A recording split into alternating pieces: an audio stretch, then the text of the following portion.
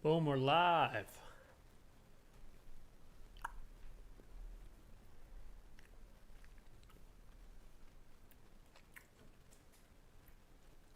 We are live for Tincture Tuesday.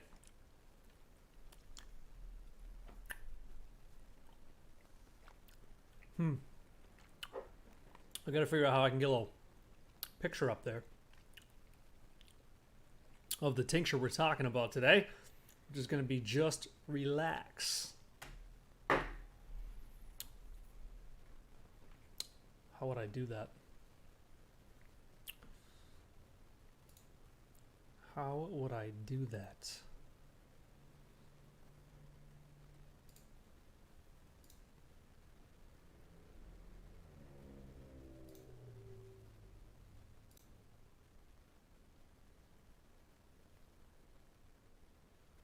Check 1, 2. Let's wait for a couple more people hopping in here. For anyone who just joined, we're talking about just relax tincture, and I wonder if I can put this in the I'd love to put a picture plus the ingredients posted. Yo, Rocky, what's good, brother? Or Rock 123E. I'm eating some sliced mango, frozen sliced mango.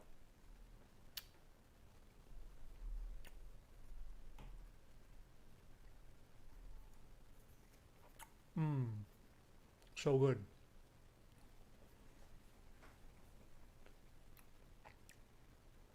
What's everyone up to?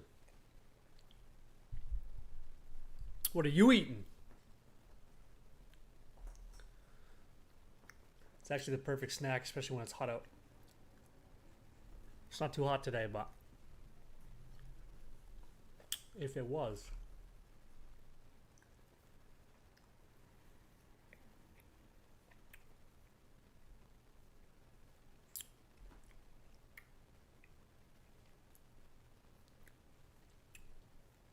People always ask me about supplements. That's why we're talking about some supplements today.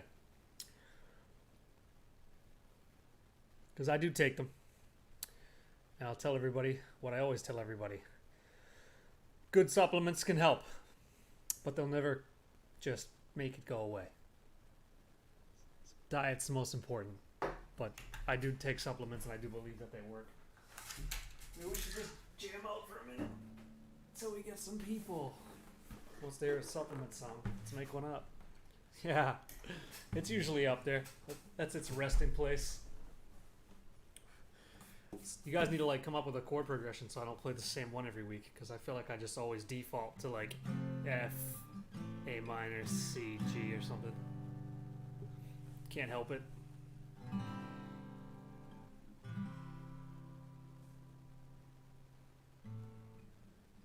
Sound like super happy. Start with G. Talking about tinctures today.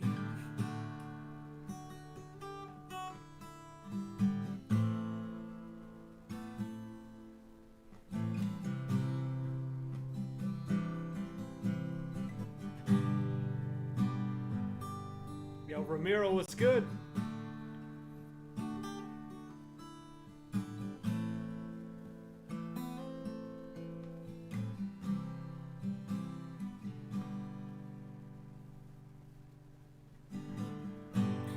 Just relax by Adaptonic,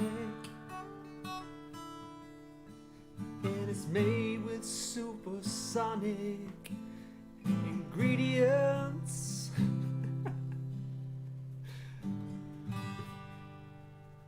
Boom. Nailed it.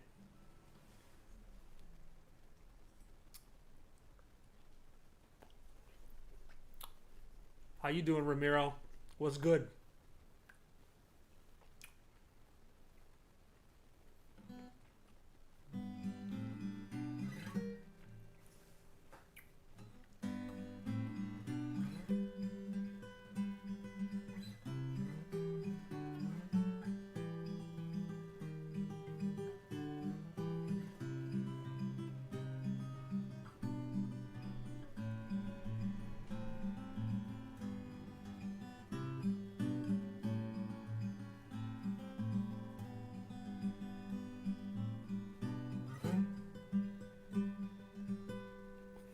Yeah. There is a tambourine up there. Rocky, we need you to hop on the tambourine, buddy. Put that down here. Maybe we'll come back to it if I don't fuck my blinds up. Oops. Oh, yo, anytime, Ramiro. That's what we're here for. Talk about things that work. Do you guys take any supplements? Oh, hell yeah. I'm happy for you.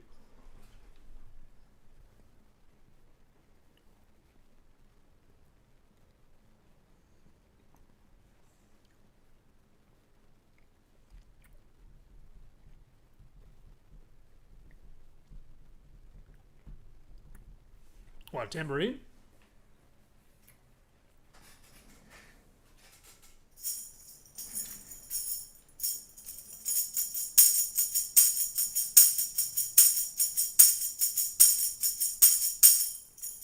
Yeah, they're probably super fucking loud.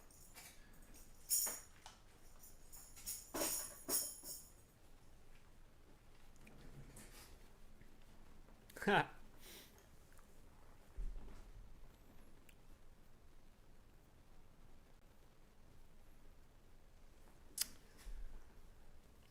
Ramiro says he cut dairy, alcohol, and bread, and it was not improving at all. So what did you cut to start seeing improvements? Because I always tell everybody, oh, coffee and corn, yes, those can do it.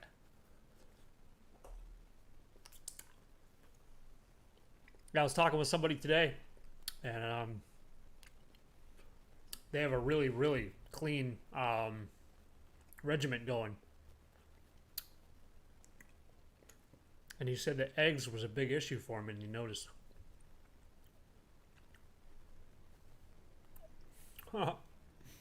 Thanks, man. I'll try to stop eating when I talk. It's probably super annoying. Oh, good for you. That's good that you can see an improvement in 2 weeks.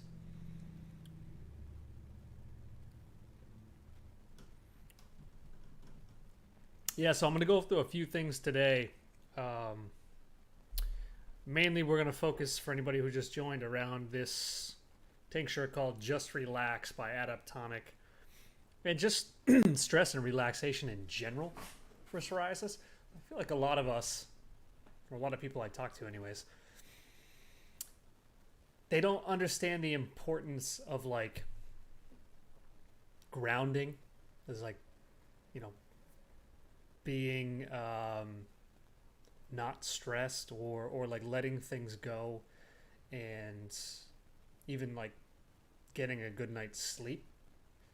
A lot of people, if you're like me, spend a lot of time on the computer possibly. I try to shut the computer down, or like get off everything for hopefully an hour before I go to bed. It doesn't always happen because you know how life goes. But if you start catching yourself being conscious and noticing that you're having trouble sleeping, and you are often like on your device until you go to bed,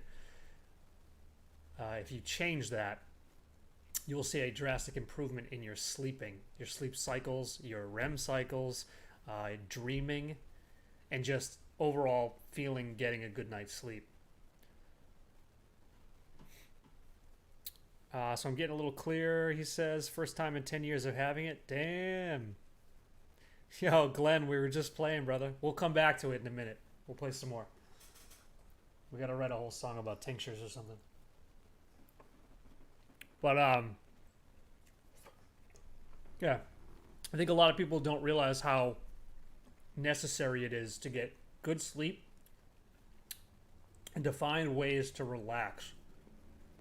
Because if you're always living in like a kind of like, I don't know, like an uppity way, like if, I don't really know how to say it, but if you're like always trying to be on the move and never stop, and you never take a minute to like listen to your body and do things, stretch, or anything that your body might be telling you, I feel like those people have the hardest time, you know, dealing with their psoriasis. They don't know when to stop. They don't know when to stop doing what they're doing or listening to their body. They just have a generally hard time, is all I can say. So This tincture, Just Relax, it is a combination of, it's mostly kava root, and then you've got some California poppy, some ashwagandha root, and passionflower. So we're going to go over a couple of the ingredients. And what I'm going to do actually is I'm going to pull up and read directly from like a mainstream site like WebMD, and I'm going to read the same, you know, I'm going to read about the same ingredient from sites that are holistic or somebody who's into holistic medicine, etc. And I'm only doing that just to see how different they might be. So I have the sites all pulled up, but I haven't read through any of them yet. And I'm just curious to see like what WebMD might say about Kava versus what, you know, this calmwithkava.com might say about Kava. So I've used it plenty. I like it. It feels very relaxing. I mean, it's very noticeable when you take it. It numbs your tongue literally, but you can feel just like a general sense of calmness and a little bit of like of a grounded feeling when you take enough of it.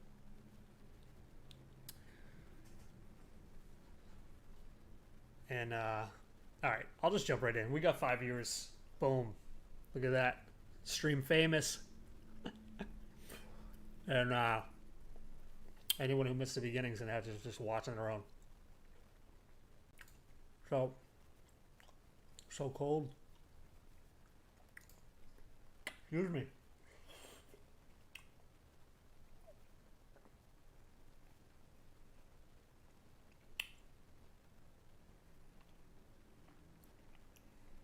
I don't know why that one was so cold.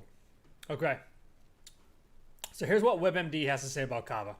Kava is a beverage or extract that is made from Piper methysticum, which is a plant native to the western Pacific Islands. The name Kava comes from Polynesian word awa, A-W-A, which means bitter. In the South Pacific, Kava is a popular social drink, similar to alcohol in Western societies. Okay, that's interesting. I'd be curious to see if they drink it in excess like we drink it here in Western societies, because supposedly too much Kava is bad for your liver. Okay, that's something that I know. I've read over the years. I've never experienced it. I also don't spend my days drinking a ton of Kava, so I won't say that that's not the case. But the very first thing after the description of where it comes from and what it is on WebMD says there are some big safety concerns about Kava. So right away they're stressing like concern about this plant. You know, this is funny. After I'm done with all this, I might go actually read what it says about one of the biologics for psoriasis and see how much stress they put right away on the ingredients and the risks involved with taking something like that. So there are big safety concerns about Kava, it says.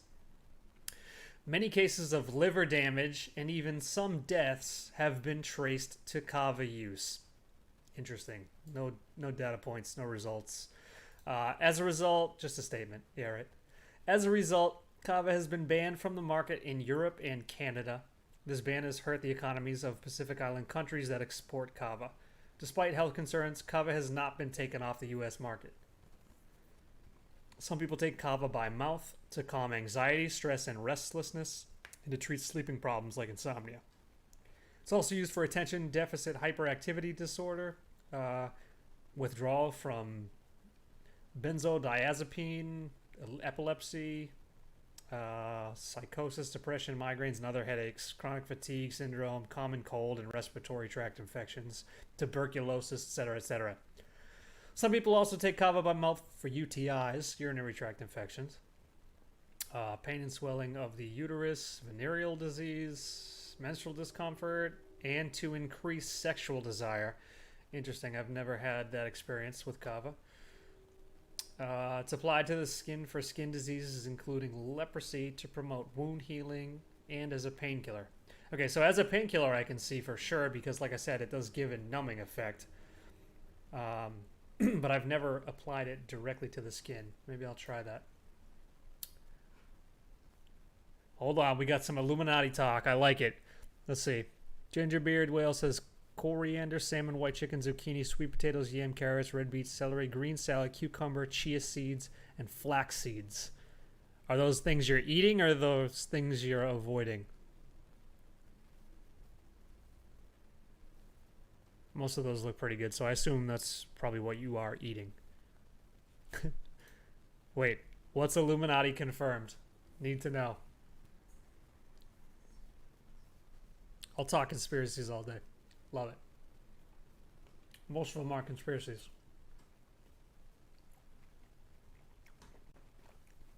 Where there's smoke, there's fire, right? So, yeah. So that was WebMD about Kava. Now let's see what... Now keep in mind, this other site, I just pulled it up, so I have no idea what their credentials are. And they're probably, it looks like they might be selling Kava, so they have their own interests, right? Oop. I say that so that you all know that I'm not just like trying to promote this. I'll give you just what they say. It's up to you to make your decision on whether it's something that you would try or not try. But I did find it interesting that WebMD was stressing and emphasizing the negative things about it before anything else. So, Kava says it's a small shrub grown in the Pacific Islands, mainly in Fiji, Tonga, and Hawaii. Islanders have used kava plants for centuries in social rituals, religious ceremonies, and for medicinal purposes. The root and stump of the plant are ground down and made into a natural, non-alcoholic beverage. When consumed, the effect of active ingredients in the kava plant is psychological and physiological relaxation. Kava's botanical name is Piper methysticum, blah, blah, blah, blah, blah. Okay. So, effects of drinking kava. Drinking kava offers many benefits. Kava root drinks relax the mind and body and induce a sense of calm and euphoria, making it ideal to use for social relaxation. It can also be used to reduce stress, those everyday normal feelings of anxiousness when facing challenging life events, as well as to relieve muscle tension or help with getting to or staying asleep if is difficult. An alternative to alcohol for social... Oh, so that was just bullet points. Okay, so two things. A, I agree, it helps with relaxation and sleep. 100%. And I agree because I've taken it and I know that's true. As a like a muscle or a pain reliever, so I gave some of this to my girlfriend a couple weeks ago because she was having problems with her tooth and it worked. So not only was her tooth aching, but it was giving her a headache because her toothache was strong. I think it was just her molar like pushing through the skin, or that's what we believe anyways. She went to the dentist because she has braces and they said nothing looked wrong. It was fine. So she didn't have to have anything removed. They didn't give her anything, but the kava did it. Took most of the pain away. So she said it was better than like the pain meds she was taking, which was just, basic ibuprofen. So how kava works, they just basically tell you what the active ingredients are, which is kava lactones. Who knows? They just name everything.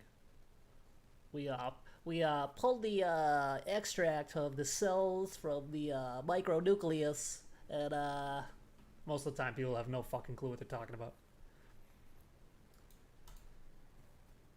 Drinking kava, you won't have to worry about waking up. Okay, whatever. This is just telling you it's not addictive and you don't get hangovers. Well, thanks. I hope you don't get hangovers. That'd be the worst drug. That would be the worst medicine ever. Imagine you take medicine to get better and it just gives you a hangover. Sounds awful. Okay, they also say kava has potential liver toxicity. Despite this, anyone researching kava for the first time will most certainly find websites, blogs, and articles that claim kava drinking is bad for the liver and your health. The origin of these claims is research that was done over 15 years ago in Switzerland and Germany that led to kava drinking being banned in those countries. and that ban was reversed in 2015 after a growing body of new research has called into question these early research findings. Okay, so this is one of those he said, she said things, right? Because if most of you have seen my other videos, you know that I'm not big on claims made by whatever institution. Doesn't matter. It doesn't matter if it's this Calm with Kava or if it's WebMD, right? Usually they have a motive, and if they don't, most of the time they didn't do research themselves. It's just an article, right? This is like through the grapevine shit a lot of the time. So one says liver toxicity, which is WebMD.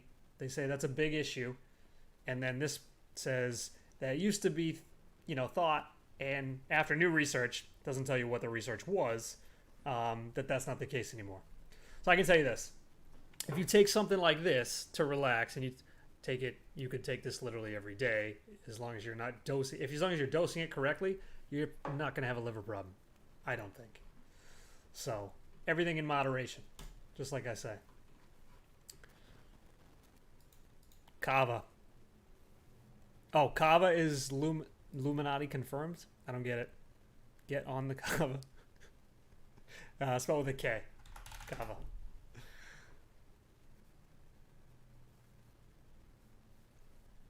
Gingerbread. Oh, eating and consuming only that. Very effective. Yeah, I can see that. I mean, like I said, that looks like a really, really solid regimen. Illuminati confirmed. Next live stream, get on the Kava. That's funny.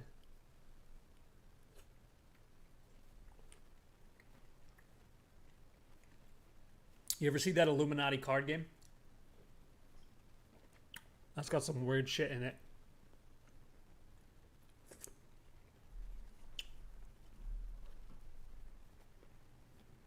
Do any of you have trouble sleeping? Huh. Yeah, gingerbread. It would be hard to keep weight with that. You want to have trouble sleeping? I'm so confused. Or try Kava.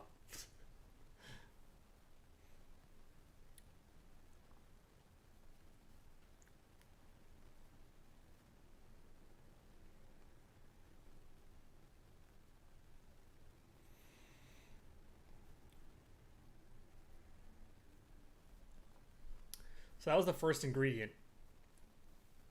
Oh, yeah, I would like to play too. It would be interesting. I have not played it either. All right, so there's one down. So now I'm going to move to the second part of this, which is Ashwagandha root, or Ashwagandha root. Right? Yeah, Ashwagandha root. So WebMD says Ashwagandha is a small evergreen shrub. It grows in India, the Middle East, and parts of Africa. The root and berry are used to make medicine. Ashwagandha, is commonly used for stress. It's also used as an adaptogen for many other conditions, but there is no good scientific evidence to support these other uses. Don't confuse ashwagandha with Physalis alkakendi. Never heard of that. Both are known as winter cherry. Also, don't confuse ashwagandha with blue cohosh, canare, Cotinopsis, ginseng American, ginseng panax, or eleuthero. I don't know what half those are. Next statement. There is no good evidence to support using ashwagandha for COVID-19. Cool, bro. You mean the common cold? Follow healthy lifestyle choices and proven prevention methods instead. Ashwagandha contains chemicals that might help calm the brain, reduce swelling, inflammation, lower blood pressure, and alter the immune system. Okay, so right there, first statement they make is that it's used to make medicine. So that's good. And they don't say anything about it being, negative or having issues like it did with Kava, right? So under the effects or side effects tab, when taken by mouth, ashwagandha is possibly safe. Oh, possibly safe in huge bold letters when taken for up to 3 months. The long-term safety of ashwagandha is not known. Large doses of ashwagandha might cause stomach upset, diarrhea, and vomiting. Rarely, liver problems might occur. Okay, so that's funny. I had to go back and see if the Kava root had a side effects tab. Oh yeah, same thing. Possibly safe in huge bold letters. They like to make sure that it's known that this is possibly not safe. Right? I guarantee you any of the drugs on WebMD. Let's just actually find out before I make claims that I don't know about, because WebMD. What's a common drug that most people take? What's a thyroid drug? What's the name of some thyroid drugs?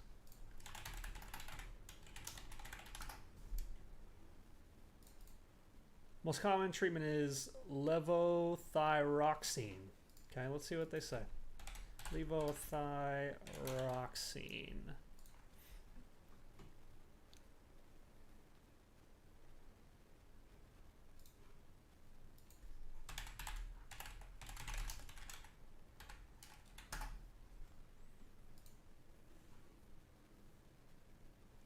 Okay.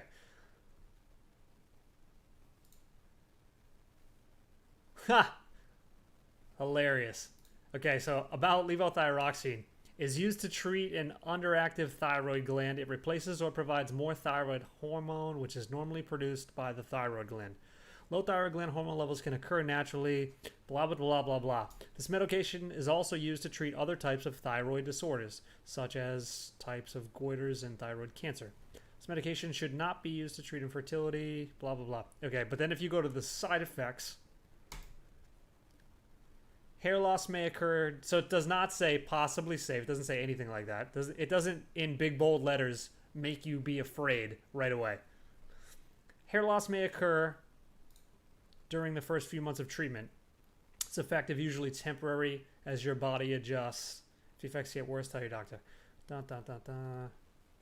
Remember, the doctor has prescribed this medication because he or she has judged that the benefit to you is greater than the risk of side effects. Many people using this medication do not have serious side effects. Okay, so right here, this should tell you that WebMD is a fucking crock of shit. So, a root that grows in the ground that most people can take safely, in big bold letters, they write possibly safe under side effects. And in this thyroid medication that is produced in a lab and has a ton of shit in it, and we know has a lot more side effects than ashwagandha root, they're trying to like walk on eggshells to make it seem like, you're fine. Don't worry about it. This is okay. Tell your doctor right away if you have any side effects, including increased sweating, sensitivity to heat, mental mood changes, tiredness, diarrhea, shaking, tremors, headache, shortness of breath, bone pain, and easily broken bones. If those were all side effects of taking ashwagandha root, that'd be the first thing it said. Not safe, side effects here. It would list them. It wouldn't tell you to, to remember that your doctor prescribed this because he has judged that the benefit to you is greater. It's just ridiculous. No, don't eat cornbread.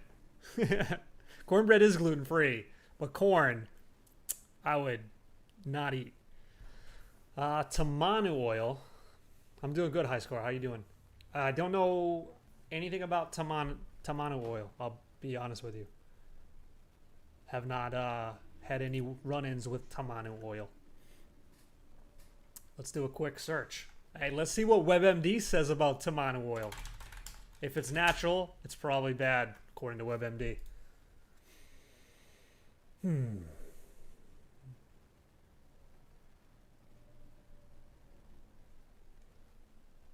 It's funny, when I search the search bar on WebMD, it doesn't find jack shit. I bet if I Google tomato oil WebMD, it shows up. Is it also called laurelwood?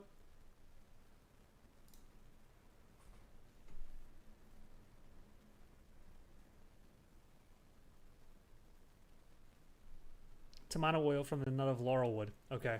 Is used for skin conditions including sunburn, rashes, burns, psoriasis, dermatitis. Ooh. Interesting. Okay, so this one from WebMD just says laurelwood is a plant. The nut and other plant parts are used to make medicine. So right away it doesn't... interesting. Laurelwood contains compounds that have been tested in the laboratory and seem to be somewhat effective against HIV. However, there isn't enough evidence to know if laurelwood works for medicinal uses in humans. Hilarious. But it doesn't say anything bad right away like it did with kava root. Side effects. There isn't enough information to know if laurelwood is safe or what the side effects might be. There isn't enough information to know if laurelwood is safe. Some people might be allergic to tomato oil or from the nut of laurelwood. Okay, so realistically that means they have no idea and it's probably safe. If other people are taking it and not having side effects, then I'll go with safe. Yeah, send links, brother. As long as they're like legit. If they're not legit, I'll ban your shit if I knew how.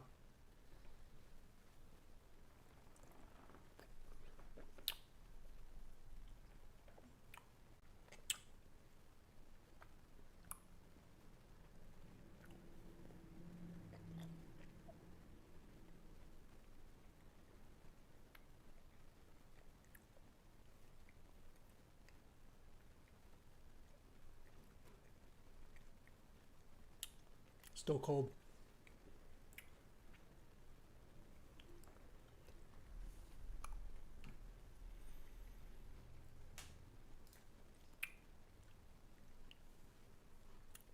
All right. So where's my ashwagandha guide? Okay, this one's from getroman.com. Ashwagandha benefits that have been proven by research. Interesting. Ashwagandha gets its potent medicinal power from withanolides, naturally occurring steroidal lactones that are found in the root, but they need to be absorbed and pass through the intestinal wall to confer their benefits. Practice of Ayurveda, traditional form of Indian medicine, has been around for centuries. Some of its hallmark treatments are now only gaining recognition in the United States. One of those is ashwagandha, in so-called Indian ginseng. This plant is an adaptogen, family of medicinal plants such as herbs and roots popular in alternative medicine that help the body adapt or to deal with all kinds of stressors, from physical to mental. So why should your modern routine take a cue from the older wellness traditions? Blah, blah, blah, blah. Ashwagandha benefits. Ashwagandha root is considered a drug of rasayana, which is a Sanskrit word that translates to path of essence, and a practice of Ayurvedic medicine that refers to the science of lengthening lifespan. Many of its health benefits live up to this centuries-old reputation, but there is a catch here. In order for you to reap the health benefits of ashwagandha, like reduced cortisol levels and improved heart health, you need to be absorbing it properly. Ashwagandha gets its potent medicinal power from withanolides, naturally occurring, we already read that part, but they need to be absorbed and pass through the intestinal wall to confer their benefits. So what is this thing saying is the best way to do it? I don't understand. Treat arthritis, boost testosterone. It may stop cancer growth. This just says it needs to pass through the intestinal wall. It doesn't tell you how they do that. Maybe that just means eating it is better, because apparently some people use it as a topical. Cool. So that's getroman.com. So that one wasn't that bad. WebMD didn't really say anything terrible, but again, they try to scare you because the first thing under side effects is ashwagandha is possibly safe in big bold letters. And they tell you not to take it for more than 3 months. I'm sure there's been some real studies about that.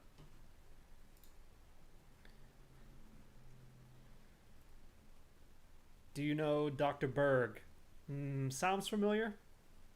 Can't remember though. There's too many doctors over the years. Got Sebi, and then you got, I don't even remember some of the other ones.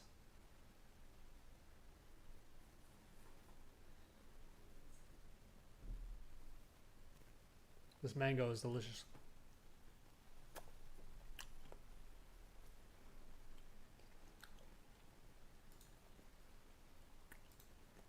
All right, next ingredient.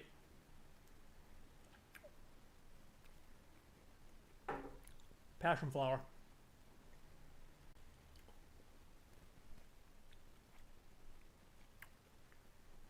WebMD says passion flower is a climbing vine that is native to southeastern U.S.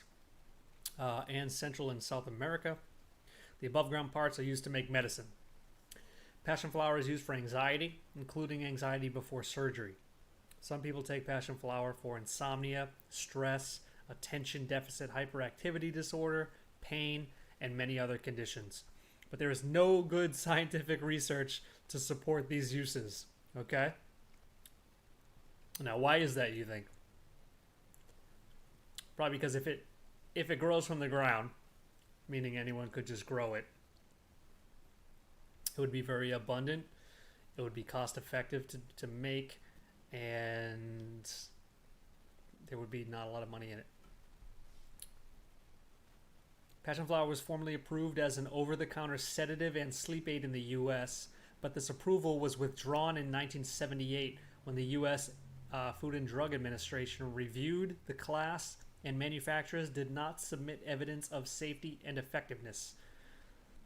So I have a problem because the FDA is bought and paid for. So that whole part of this, the whole piece of information is like null and void in my eyes. So that's just me. And now let's see what this random medicinenet.com says about passion flower.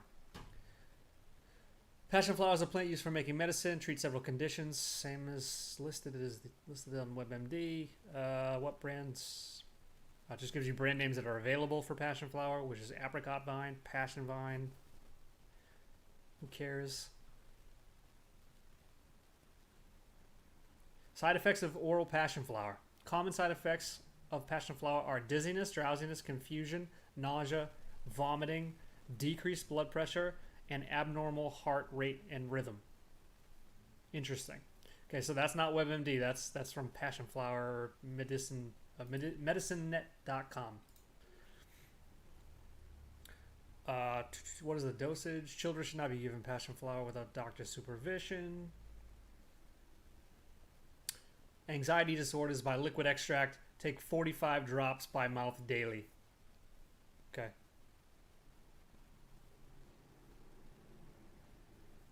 Apparently you can take this for opiate withdrawals.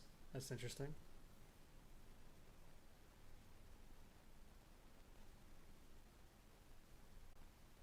Okay, so this is cool. So apparently, I mean, I just read it. You heard it.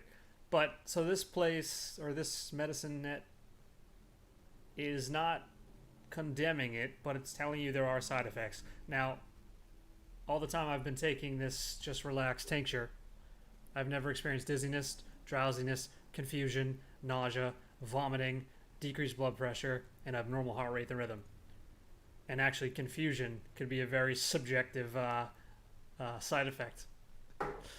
But yeah, so I've never experienced any of that. So anybody who has experience with passion flower, let me know if you have, because I'd be interested.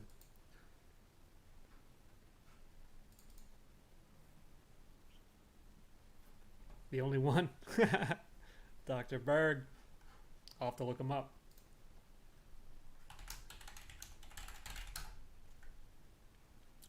Is his name Eric? Dr. Eric Berg. I'll check him out later. Okay, and then last but not least, California poppy. Oh no, there's also lemon balm in here. Okay, so we'll do California poppy. WebMD says California poppy is a plant. It's the state flower of California. People use the parts that grow above the ground for medicine. California poppy is used alone or in combination with other herbs for anxiety, insomnia, aches, nervous agitation, and many other conditions. But there is no good scientific evidence to support these uses, says WebMD. Side effects. Isn't enough reliable information, it says, to know what the side effects might be. Oh, hold on. Go back to Passionflower on WebMD because I forgot to do the side effects portion. Passionflower is likely safe, big bold black, likely safe, for most people when used in food flavoring amounts. It is possibly safe, big bold letters, for most people when taken as a tea nightly for 7 nights, or as a medicine for up to 8 weeks. What does that mean?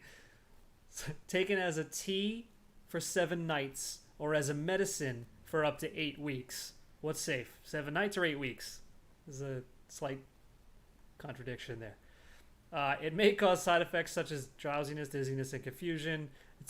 It is possibly unsafe, big bold letters, for most people when taken by mouth in large amounts, such as 3.5 grams of a specific extract, which is called Sedacalm by BioPlus Healthcare.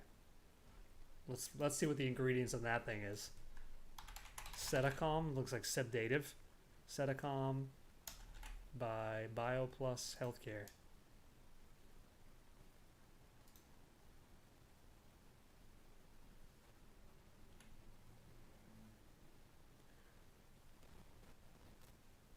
I want to know the ingredients.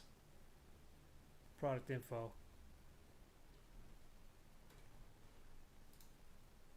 Sedacalm ingredients.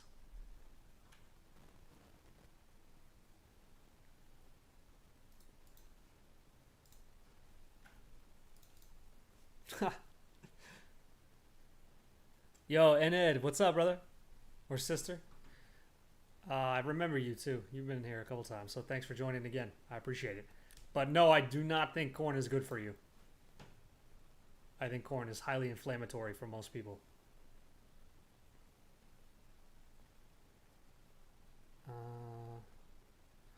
Where are the ingredients on this thing? Product info. Just says overview. How does no place list the ingredients on here?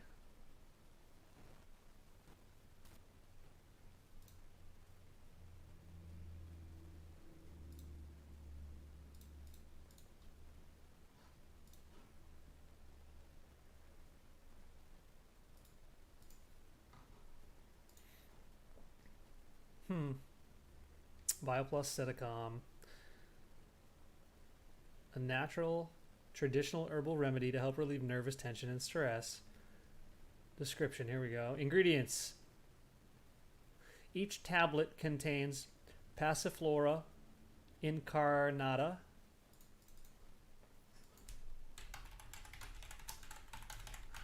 Is that Spanish?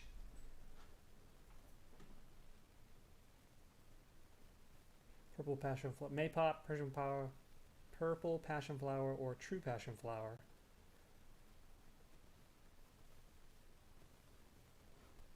Okay. That's all that's in it? It says tablet, which means it's got to be like not a gel capsule. There's got to be other ingredients, and they're not listed. Okay, well, anyways, the point of that was trying to find out why WebMD says that taking that specific... Well, WebMD says that taking passion flower in large amounts, such as 3.5 grams, but it says of a specific extract, and then specifically lists Sedacalm by BioPlus Healthcare as possibly unsafe. So, I mean, why even include that? Possibly unsafe if you take all of the bottle of this natural herb. Just like what, any other drug that they give you, and they say, hey, only take one of these a day, right? So again, but it's the whole point is that possibly unsafe is in big bold letters right there, because most people, when they're looking for information, they're usually looking to confirm what they already believe. So if you, let's say you're a natural health skeptic, right? You trust the doctors, you trust the system, and someone says, hey, you should look into Passionflower. It helps these things, and it helps anxiety, sleep, or all these things. Go check it out instead of taking the Ambien that your doctor gave you, right? And then the first thing you see when you go to Passionflower under WebMD is likely unsafe, possibly unsafe. Those are the big bold letters. Of course, you're gonna immediately be like, oh, see, I'm just gonna stick with my Ambien. Why would I look at that? That person, he's obviously crazy. Yo, what's up, Psoriasis channel? Yo, K John, me too, brother. Corn is no go. I mean, I still eat it sometimes, once in a blue moon, because my girlfriend's Mexican, so we have corn tortillas in the house all the time.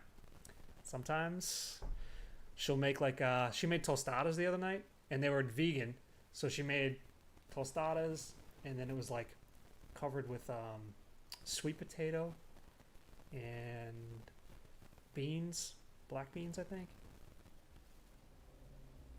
and some avocado. It was delicious, but I knew I was going to pay a little bit for that one because of the corn. I've not done a food intolerance test, and I need to. So they say a lot of it has to do with blood type. Who knows?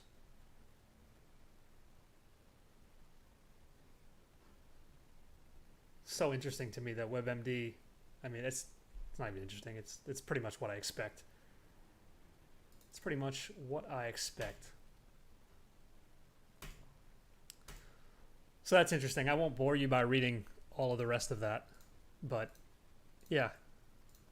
It just shows you that, yeah, the medical industry has deep roots in protecting the money, right?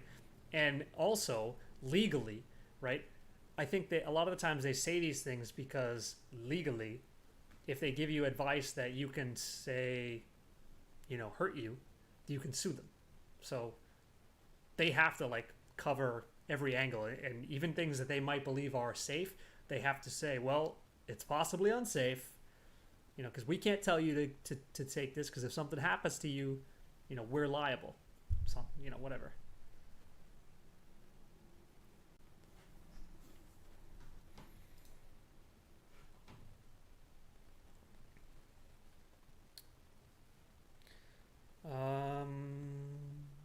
If I stop eating corn and bread, my skin gets better. Yes, that will happen. Cassava tortillas. Yeah, that's cool. I've done cassava flour for pancakes before. Pretty good, all things considered. I mean, nothing's like real pancakes, though, right? It's like, no matter how used to not eating regular pancakes or something that you get, you just always remember those real pancakes. But cassava flour, it's great, but it's not, it's not normal pancakes. So I have not tried cassava tortillas though, so I'll have to do that. I've been to one, and then plus psoriasis diet, very limit food.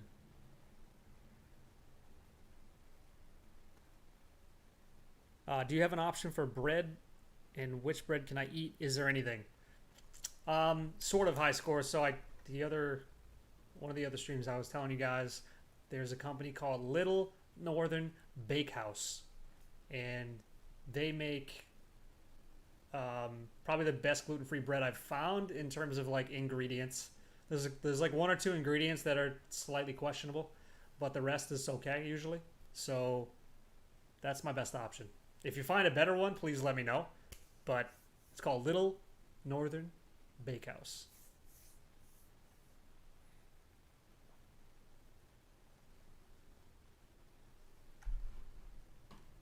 Oh. My neck's tight.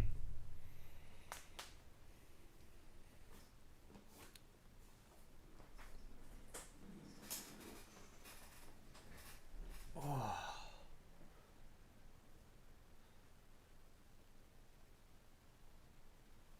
So for the people who just joined, we were talking about sleep and things like that earlier. Do you guys have issues sleeping, or how much sleep do you get every night? And is it like good quality sleep, or do you even pay attention to that? Like, do you notice different days when you get good night's sleep versus when you don't? I've talked to several people over the years. Well, they'll be like, I don't know what the difference between good night's sleep and a bad night's sleep is. And I was like, well, do you know? Like, do you feel good when you wake up every morning, or do you feel like shit every morning? Because if you're not experiencing one of the two extremes on different days, then yeah, you would never know. You would just basically be like, this is how it is.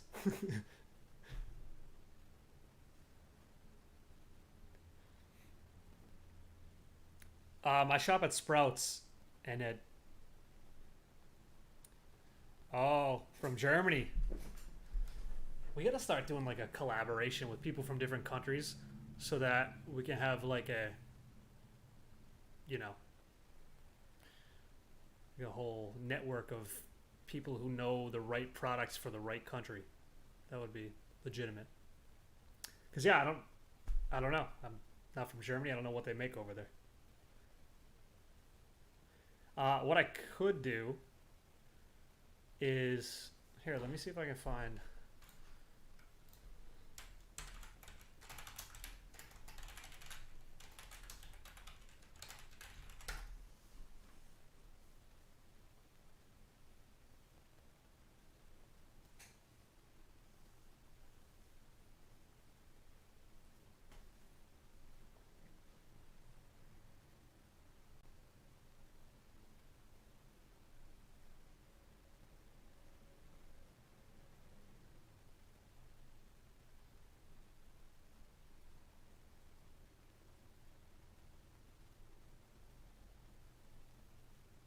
Hmm.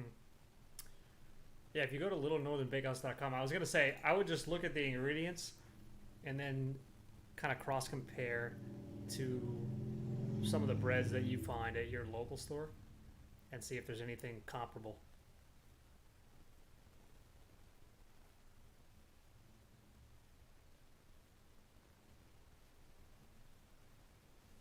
Yeah, man, everyone loves bread, right? It's like one of the hardest things when you have to give bread up, or like if for your first go with psoriasis and you're trying to figure out like what to eat, and all of a sudden you can't eat bread, and you've been eating bread your whole life, and it's delicious.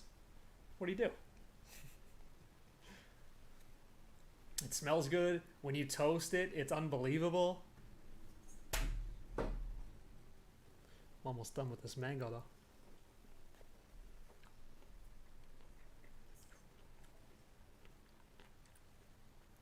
Oh yeah.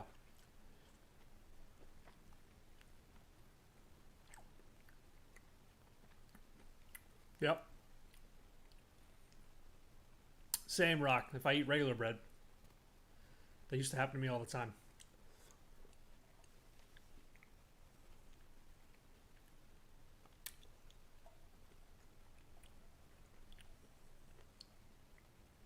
You get super lethargic and then just be like, but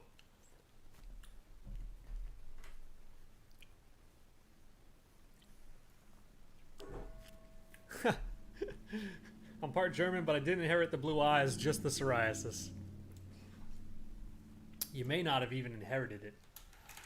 I'm still on the fence about hereditary because a lot of the times people go to the same doctors, same not necessarily the same doctor, but the same medical facility as their parents.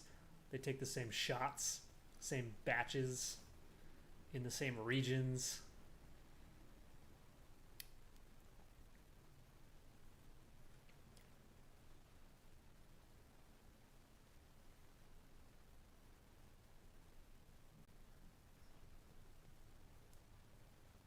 Oh,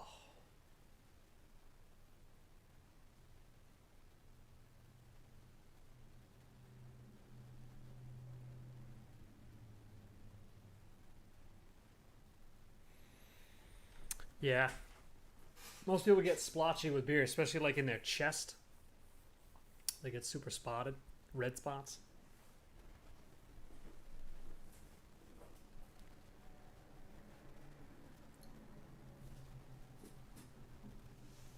Oh, so we gotta pick this up for a second.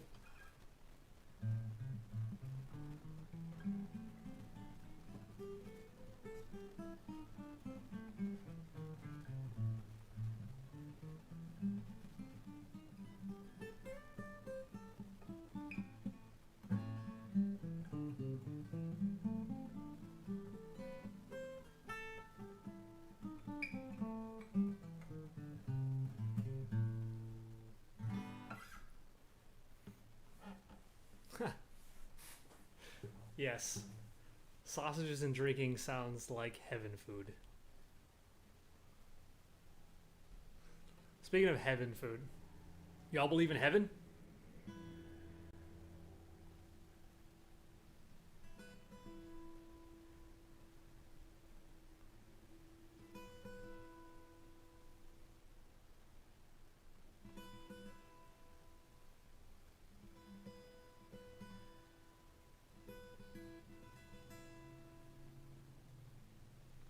Yeah, it could be hereditary. I'm not saying it isn't, but I just also think that people in the same region get all the same shots, go to the same medical facilities, and if you've followed anything else I believe about this, I believe it came from, for me, the Tdap shot. So, vaccines are poison, IMO. Just read through the ingredients list.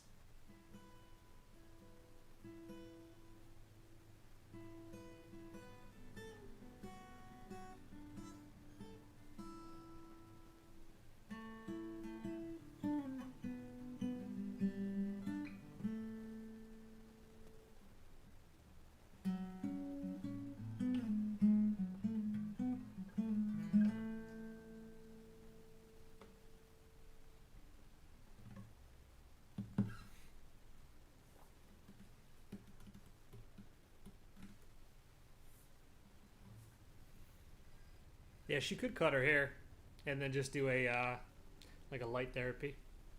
Probably do her some good. It's tough to be a young girl cutting your hair depending on how old you are, though, right? Yeah.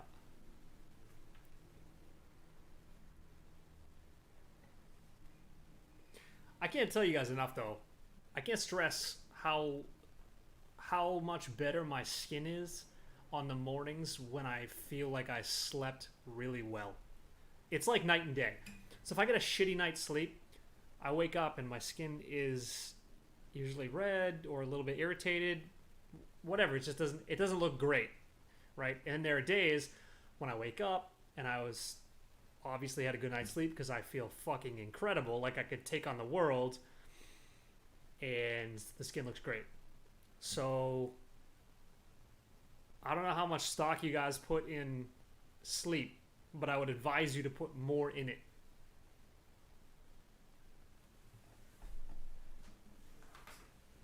And it says, I had a DNA test. Chances of getting psoriasis shown as minimal. My condition came about a period of stress I had years ago. I was not able to sleep or relax for months. It ruined my health. Yeah, that's what it does. High Score says, I can recommend Dr. Berg's video about psoriasis. Yes, he is a doctor and have already been to over 20 doctors, and I never got any help, but I think these tips are really helpful.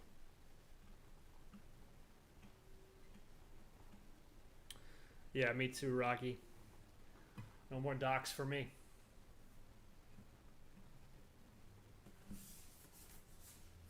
Right? And there's a time and a place for doctors, right? You like chop your finger off and you need someone to fucking put that shit back on? Of course. I'm not going to try to do that myself.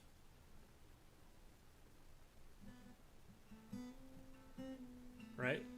If I get in a car accident and, there's a piece of metal sticking through my leg and I need someone to take it out, yeah, I'm not going to do that myself either, right? Those are those are times when you might need a professional. But I love the whole argument from people who are not having to deal with things like psoriasis, or like I want to say like non-life threatening things, and trying to tell you that, oh, you don't know what you're talking about, you need to see a doctor. And it's like, no, I understand what helps and what doesn't because I live with it every day. I don't need somebody else who sat in a classroom for 8 years to try and tell me that I need to take biologics. That isn't necessary or helpful for anybody. Doctors are pill pushers. That's how they make money, right? It's like, who better to push your drugs than the guy who or woman who just got out of college and has $200-something thousand in debt? They ain't gonna question it. They got bills to pay. They got mouths to feed. Ain't nothing in this world for free.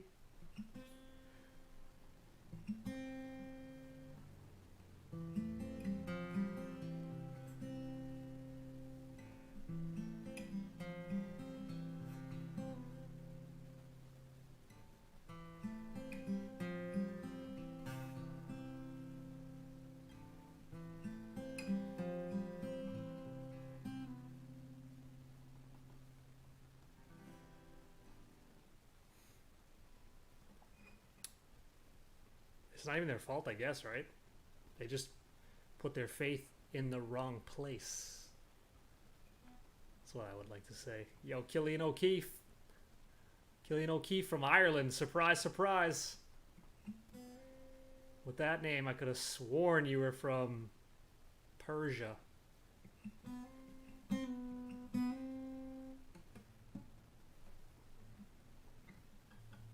What do you guys, speaking of that, so Rocky says it will be harder to see a doctor these days because of coronavirus. So what do you guys actually think about the coronavirus? I'm curious.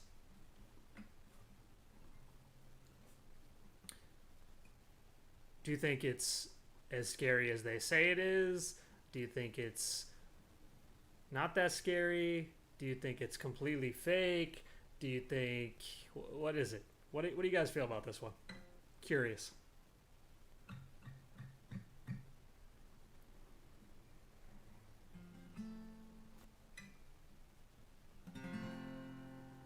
What do you think?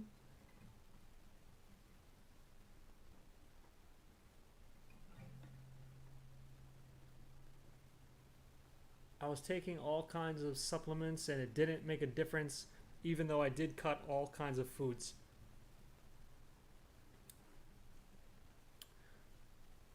Yeah, Ramiro, I would love to know what kind of foods you cut, what kind of foods you kept, and what supplements you were taking. And maybe I can give you some help.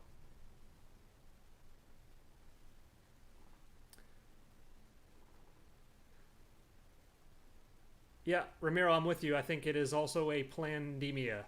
I mean, if anybody here knows about Event 201, then you know what I'm talking about. And if you don't know what Event 201 is, I suggest you look into it. But yeah, we're always just doing our best, right? So I don't fault anybody for believing what I believe to be media hype. But that's my feeling towards the whole thing. It is propped up propaganda. For what purpose? Who knows? That's the hard part about being in the, quote, conspiracy camp, is that just because I don't know or can't justify why somebody else would lie, people discredit you on the fact that you can't come up with why they would lie, if that makes sense. So when you say it's planned and you think it's propaganda, people say, well, why would they lie? And if you say, I don't know, they say, well, see, you're just a conspiracy theorist. You don't know why they would lie. Well, of course I don't. Why would I? Why does anybody lie? Right? To gain something that you don't know about. They're either gaining power, money, control. There's a million possibilities. Yep. Agenda 21, 2030. I've been down the rabbit hole on mostly everything. And a lot of it is connected to the point where you can't write it off as a conspiracy. But Event 201, for anybody who has not heard, was back in October. All the, like, I don't want to say world leaders, but Bill Gates, the WHO, the World Health Organization, Johns Hopkins University, they did basically a simulation of what would happen if we did have a pandemic, and it was based on a coronavirus that stemmed from a bat. Okay? And it was just purely a simulation, and they wanted to find out how they would get the world to collaborate to stop the pandemic. 5 months later, we've got the coronavirus. Not even 5, 3 months later. Coincidence theorists!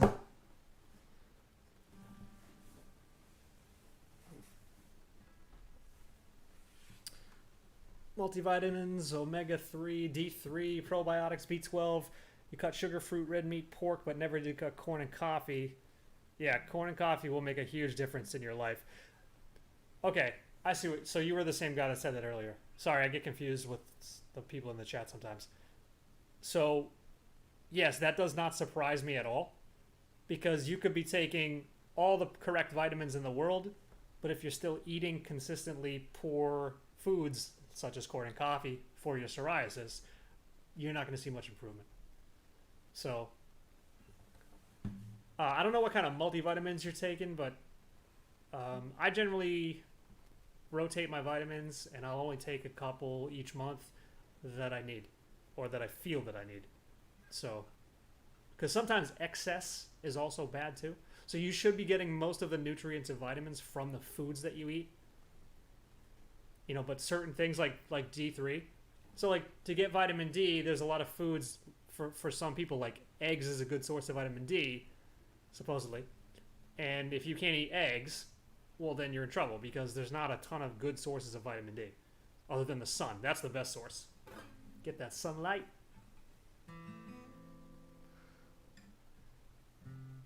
Yeah. I agree, Annette. I'm not saying it's not real and that it doesn't exist. I think it's just it's been weaponized.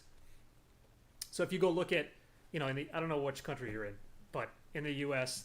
right now, they're 200,000 deaths from coronavirus, right? But the problem is they're counting, you know, you could have terminal cancer and also test positive for coronavirus antibodies, which means you could have had it months ago, but now it's gone. And you pass away from your terminal cancer, you still get listed as a death by coronavirus. So, yeah, that's not how it works, or how it should not work. They're fear-mongering people.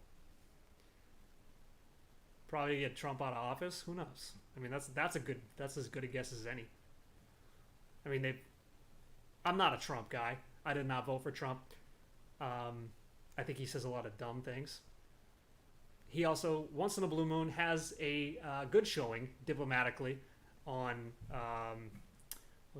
when he did his UN conference or his UN whatever they call it. I watched it. It was months ago. You know, and he did a generally good job of portraying the leader, like the leader that people would like to see from whoever politician is running whatever country, right? We never want to see people up there that are like super polarizing, right? Because that's how you get where we are. He's polarizing, and that's cool. But he's done some good things. He's done some bad things. It is what it is. But there are so many people who are so against anything he does that I honestly feel that they would do anything as well to get him out.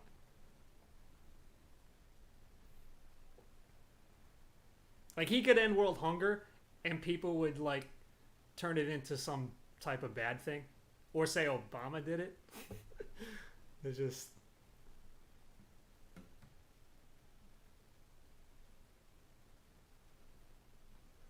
yeah, I heard it was cold today up in the Boston area. Like 45 this morning.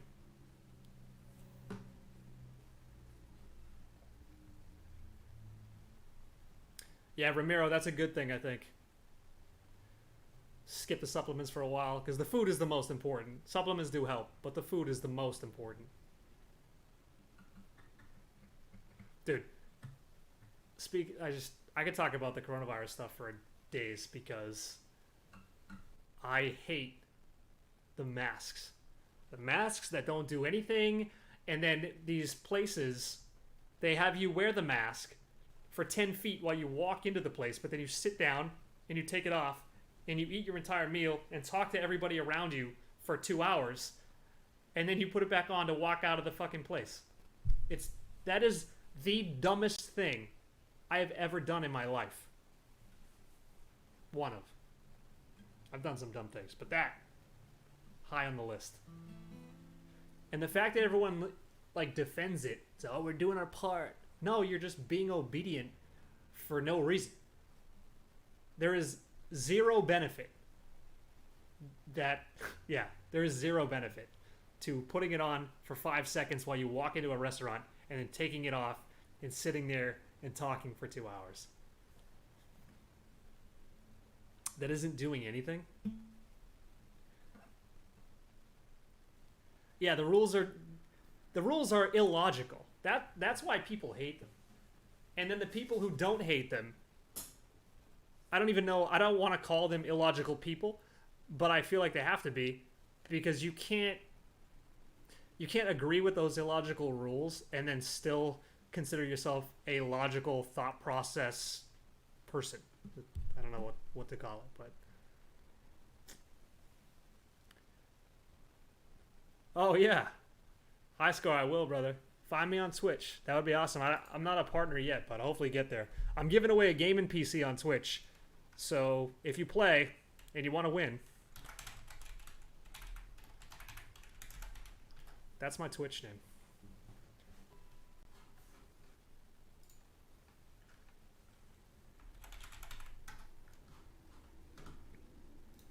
Actually, I'll send you a link. A good mode. It's gonna be graffiti. Done it.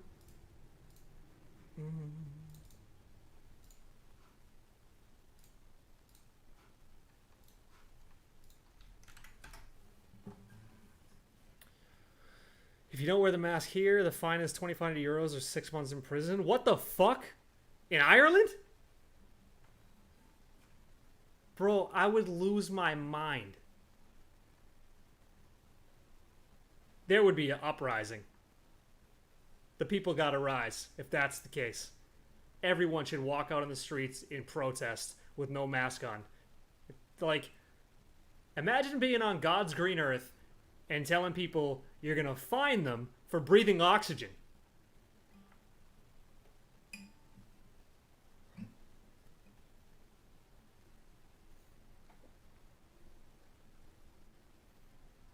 Yeah, and I agree. And they initially said that masks did nothing, right? See, this is the thing, is that they always contradict themselves. And the people who will illogically defend everything that they say, when I say they, it's like the media and whoever else is like in a position that they consider powerful, right? They give them all the credit and benefit of the doubt no matter what they do wrong. Yeah, there better be a lot of protests, bro. 2,500 euros for not wearing a mask? Fucking stuff it.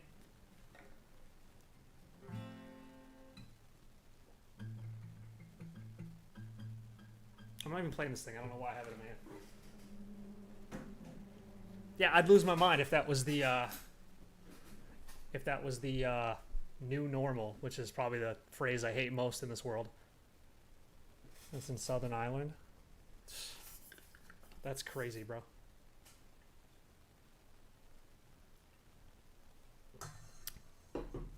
It just goes to show you that how quickly these lunatics could, control the entire population. So many people, they think nothing matters, to the extent that they just do whatever they're told by the TV. I swear to God. I don't know how else to say it. If the TV said tomorrow, everything's safe, you can go outside and take off your mask and the coronavirus is gone, 80% of the people who think it's a huge threat would be like, oh my God, yay. They would be outside and they wouldn't worry because the TV told them so.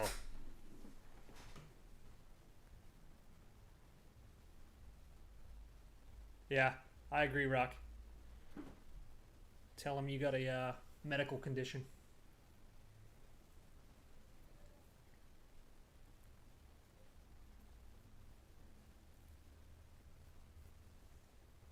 Yeah, progressively stupid, if that's the case. If they're going along with it. But not to insult all of Southern Ireland, but that's how I would say that about anywhere. If that's places that are, quote, very progressive, if they're so progressive that they're detrimental to, like, reality, because they live in a bubble where everything should be catered to what they believe, or everyone else should cater to what they believe, then that isn't even progressive. It's like anti-progressive. Have you ever went to the bar American Pie in Sandy Springs? No, I have not. Should I?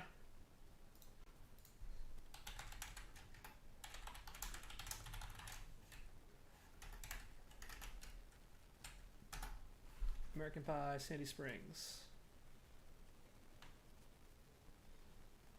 No, I've only been in Atlanta for about a year, so it looks like it's closed. They probably closed because of the coronavirus. It only has 2.5 stars on Yelp, which is one of the lowest things I've seen ever.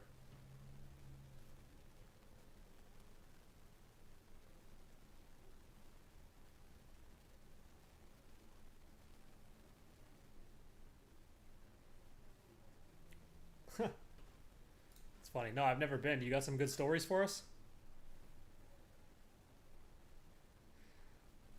Actually, Rock, they were trying to do a fine in Boston. I don't know if they ended up doing it, but that was coming.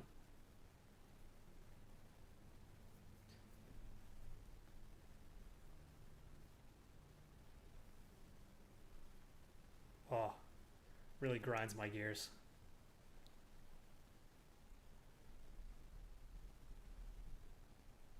Really grinds my gears.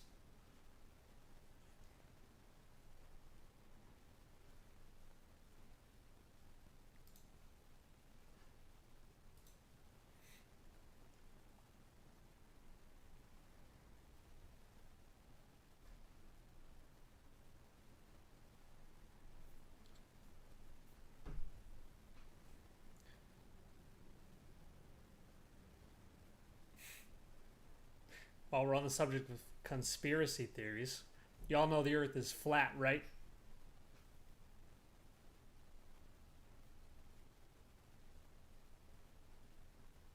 I always smile when I say that because people think I'm joking.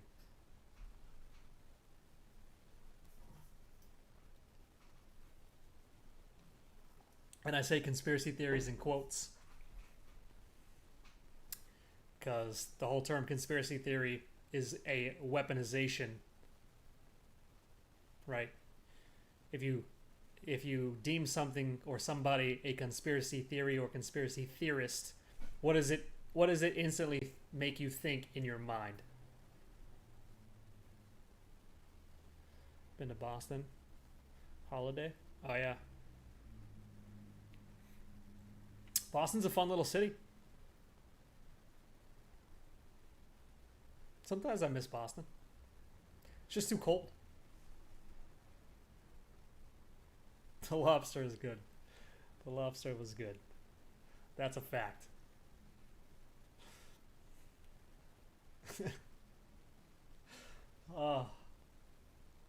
Anybody new to the channel just joining, most of the stream was about a tincture supplement called Just Relax. And the point of it is to help you de-stress, or the point of the stream is to talk about stress and sleep, mostly relaxation, how you get down to relax. Do you sleep enough? Do you sleep well enough? And how you achieve that.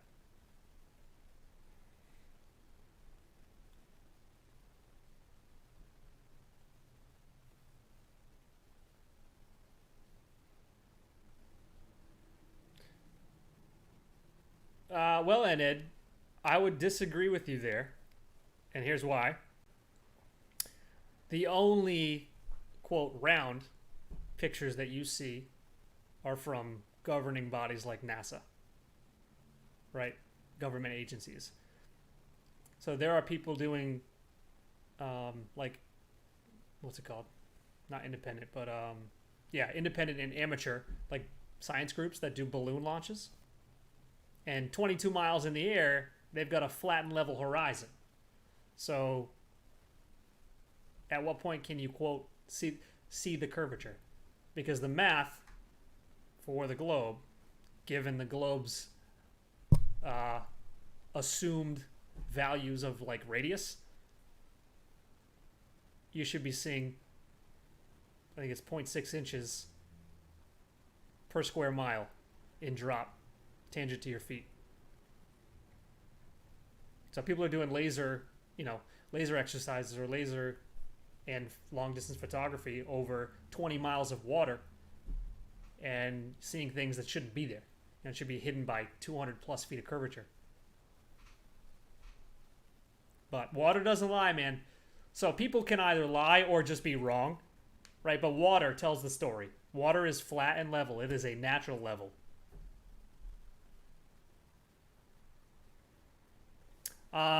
Yeah, you can actually buy this online. So it's made by Adaptonic. They actually make a ton of great tinctures. So on my Tincture Tuesdays, I'm going to probably do a different tincture that I own by them. And then actually one of the days, it's not a tincture, but it's like it's a topical rub. So I'll show you right now. Let's take this hat off for a second. See if I can see my... See, it's a little bit red today. But it's a topical rub. It's not going to heal it forever, but it's great if you need, like, you got a hot date that day.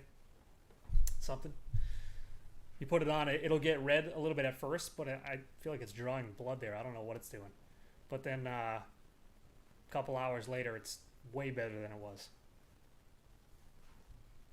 Steve Avery. Who's Steve Avery? Daily walking helps with the sleep. Yeah, exercise is one of the best things you can do to help you sleep and for stress. Yeah, most people don't sleep because they don't get enough exercise. That's 1,000% true.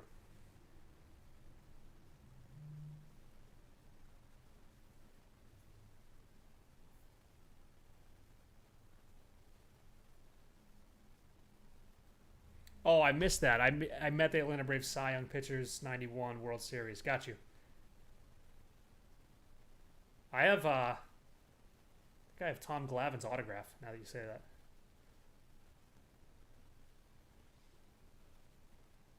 I actually have Glavine's autograph. I have Griffey's autograph.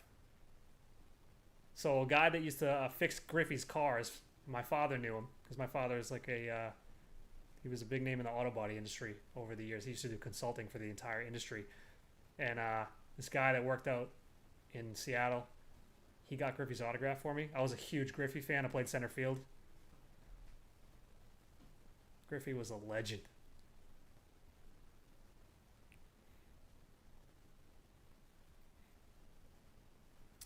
Yo, Laura Lopez, how are you? She says, how severe did you flare? And what do you think about coffee enemas and it flushes out toxins? Okay, so I'll give you my honest opinion.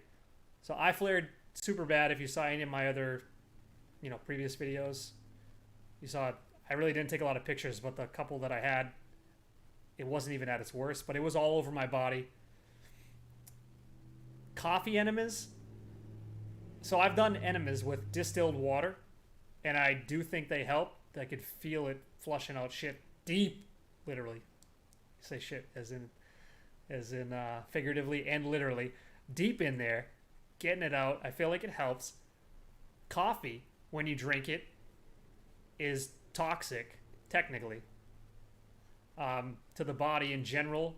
I think for psoriasis, it causes a lot of flare-ups.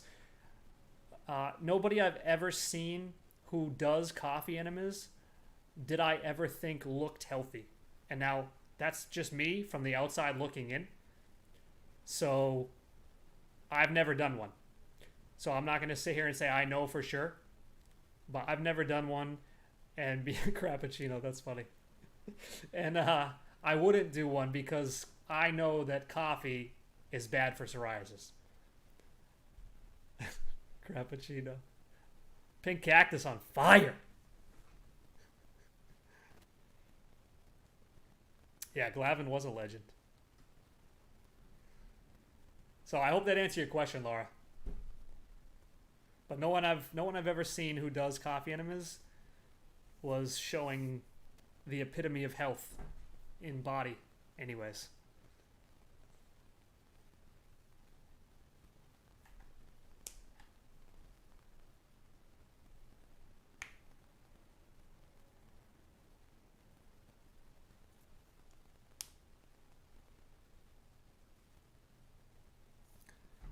A water wand in the shower for a free enema. We're getting in some dangerous territories.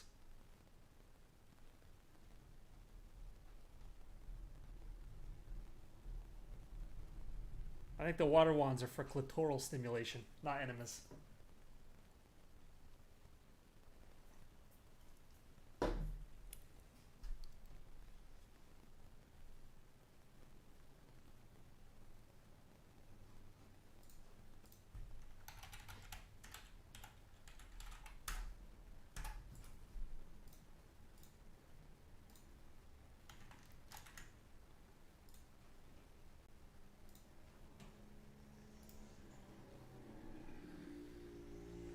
Yeah. Water fasting. So I think it's funny that they call it water fasting. I did a 5-day, and you only drink water, and you don't eat food. Which should just be called a fast. Because if you're water fasting, it implies that you're giving up water. However, I do think that fasting and just drinking water was super helpful. I lost a lot of weight when I did that, obviously, like most people do, in only 5 days. But my skin was incredible. Psoriasis channel like that one. Yeah, I'm gonna drop you guys this link. So, if you want to get some Just Relax or any other tinctures on there, highly recommended. Dude's been an herbalist for years. Great guy. He's got a family. That's why I support him. He's the man. But they've been in business a long time. He knows what he's doing. They make good products. So if you're going to buy products anyways, give it a shot. And I don't get anything from that. Not yet anyways. We'll talk about a sponsorship later.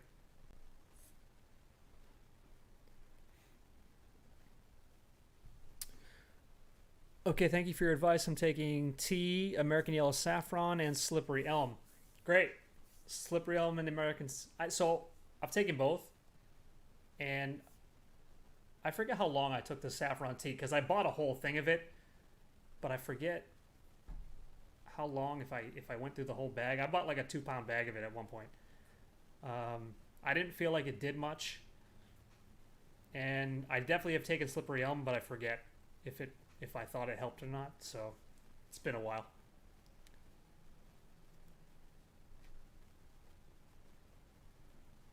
Is what an energy drink.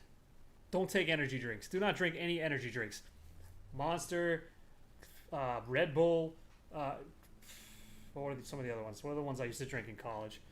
Oh man, I forget. It's so funny to think back and think of like the shit that you did that you thought was like normal or healthy, or maybe you just didn't think about it like me. What did I, not rock stars. People drink rock stars. Wasn't a big fan of those. Full Throttle. I drank those in college. Loved them. I actually thought the flavor was good compared to the rest of them, and I actually always got a huge buzz from it. as that's the goal. But looking back, I'm just like, what the hell was I doing? Just trying to make it through college, man.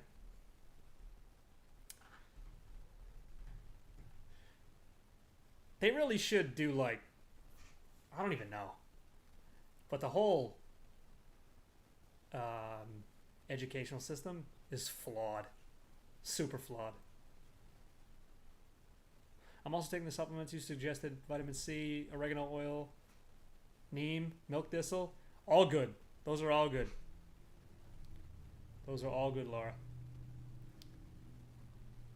Don't forget your magnesium.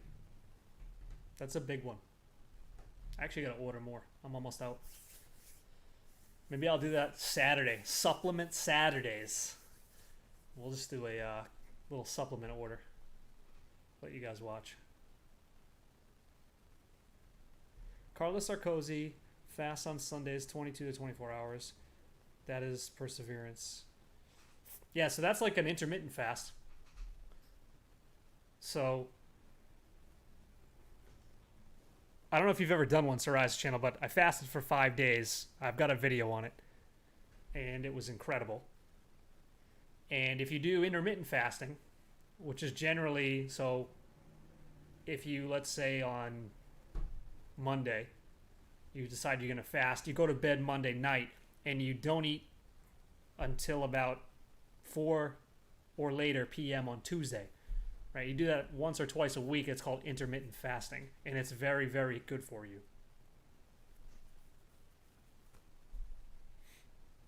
Oh, Red Bull and vodka is awful for psoriasis. Individually, they're bad for psoriasis. Together, they're extra bad. Oh, this? No, this is water, bro. This is just in one of the containers that keeps it cold or hot for, you know, hours, days. No, you'll never catch me drinking an energy drink, Rock. 10 years ago, sure.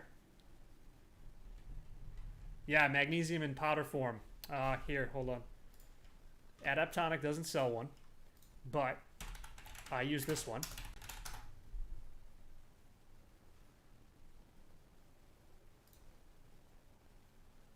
I will send you a link. Man, I gotta start getting partnerships with these people. But this is the one I use. It's called Natural Calm. Big fan of the lemon raspberry flavor. I shouldn't say that because then they might not have any left for me when I go to order.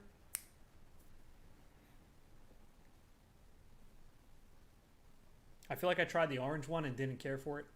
And then once I found the lemon raspberry, that's the only one I order because it really does taste good.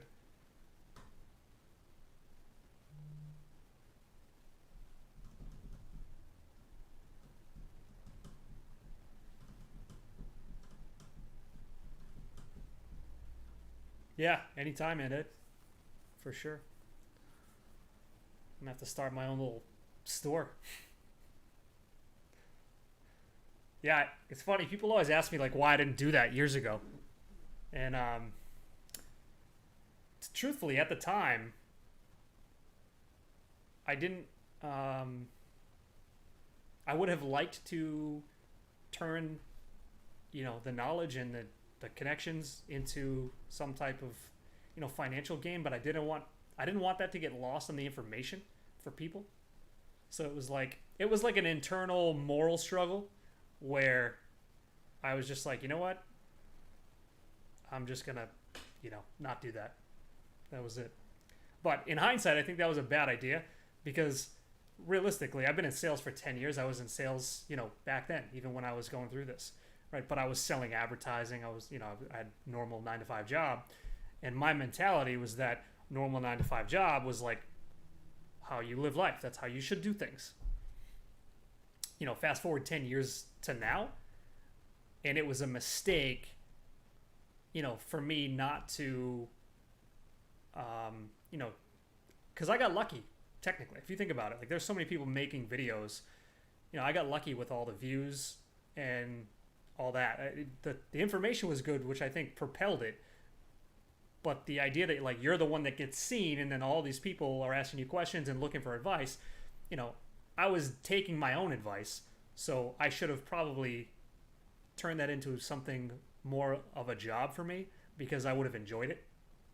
So instead, I just kind of carried on doing jobs that I didn't enjoy, but I thought were, you know, that's how you're supposed to live life. You work doing things you don't want to do.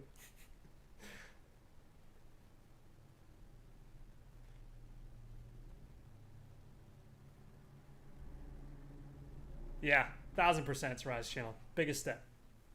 The food is, if you think about all of the, like, supplements are great. I take them. We all take them. We all want things to help. Even if it's, you could even argue that half the time supplements are placebos. I wouldn't even fight you on that because I do think that, like, manifestation of energy and, like, belief and thoughts can create things or help things perpetuate in the direction that you'd like them to go. So if you believe that, you know, slippery elm tea helps a lot, well, I think it's going to help you more than if you believed it didn't help. You know, but physically manifesting, you can see when you give up certain things. For most people, gluten, dairy, sugar, coffee, alcohol, your skin physically changes in most people a couple weeks. And so that's how you first know that there's a lot of truth to the whole holistic thing. And so real organic food, clean water, first step. Sleep, relaxation, I would say is probably second step. But almost nobody focuses on it. I can't tell you how many sleepless nights or like, not sleepless, but just poor sleep when I was going through my first like biggest flare up. You know, you wake up itchy, but not only that, in the mornings, I would wake up like 5 to 10 times between probably 5 a.m. and 7:30 in the morning when I got up. It would be like, I don't know how to describe it, but it was like you'd fall asleep for 10 minutes and then you wake up and you don't really know it's 10 minutes because it's not like you're checking the clock unless you have a clock next to you. But I haven't had a clock next to my bed for years. But yeah, sleep, no one focuses on it, and it's a hugely important part of actually healing. Did you find out why your psoriasis come back? Oh yeah. Well, technically, Pink Cactus, it never 1,000% left. So, but I'll tell you honestly, like most people, when you see a huge improvement after you've had really negative skin, it's very easy to go back to eating a couple things because like, how do I best say this?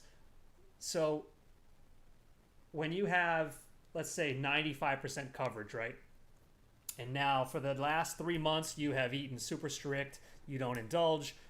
You know, you're not eating any ice cream. You're not eating any bread. You're not eating any of the good stuff you used to eat, right? And then all of a sudden your skin is, you know, 90% better. You're like almost in celebratory mode.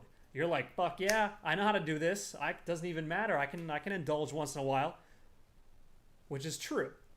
But the problem is when you start indulging a little bit with food, we have this like,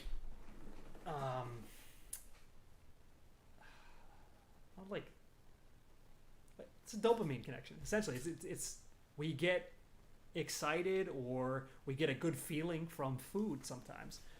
So when you start indulging and then you just kind of like turn that into once a week becomes twice a week, becomes 3 times a week, because it starts becoming normal again, right? So you don't just instantly get all your psoriasis back for cheating one day after you've cleared most of it, right? Which is what happened. So over several months, you know, I started drinking coffee again. I started doing all that stuff. You know, and then eventually I had another flare-up. And I was like, well, that sucks. But same thing. Cut out dairy, gluten, sugar, coffee, and alcohol, you know, for several months. And then I was pretty much all clear again. But I'm at the point where my flare-ups are super small. Like my head, it's a pain in the butt. but it's so hard to be 100% on point with the diet all the time that I think that I've become a little complacent with the fact that it's really just only on my scalp, and I'm just like, oh well, guess I'm gonna eat some corn sometimes, and maybe a pizza once a month, like whatever it is, So I think I'm complacent that it has improved so much that I know how to deal with it. I'm not worried about it, so I'm less strict than I used to be. Way less strict than I used to be.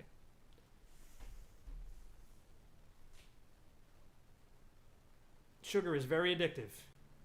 Yes, it is.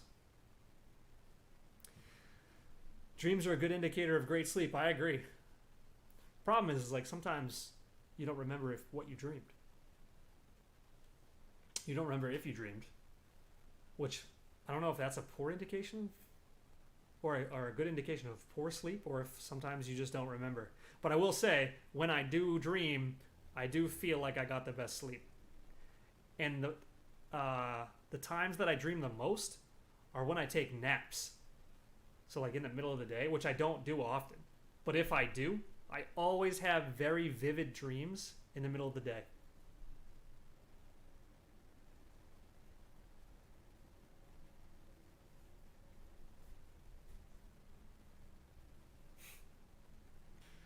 It's so funny talking some stuff out with people who are like in the same boat. You guys get it. I appreciate that.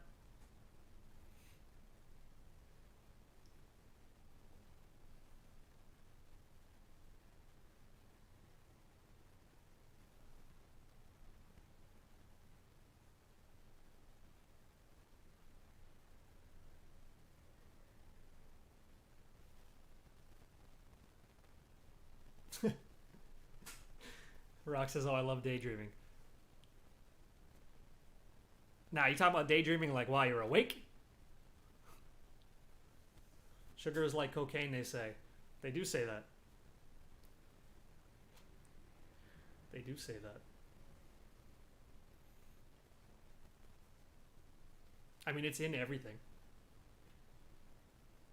And that's probably why they sell it to kids. Candy. All full of sugar. Oh, don't get me started.